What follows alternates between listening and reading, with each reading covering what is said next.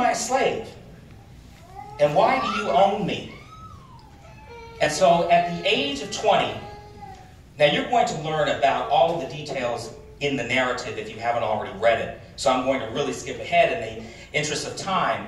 But at the age of 20, he would disguise himself as a sailor, carry with him forged identification papers, and he would escape slavery. He would go by train and boat to New York City, where he would marry my great-great-great-grandmother Anna.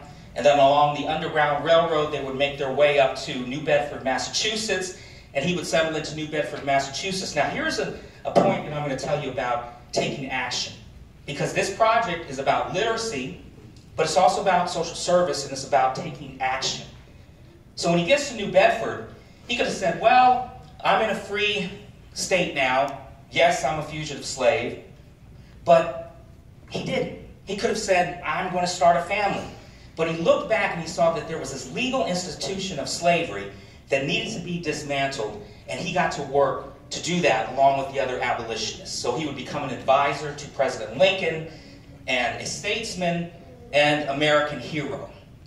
So what we want to do with this project, 1 Million Abolitionists, is we want this book into the hands of as many young people as possible.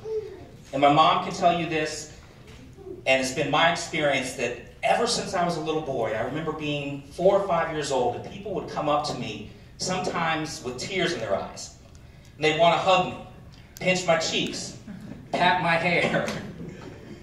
And it was hard to understand the emotional connection that so many had to our ancestors.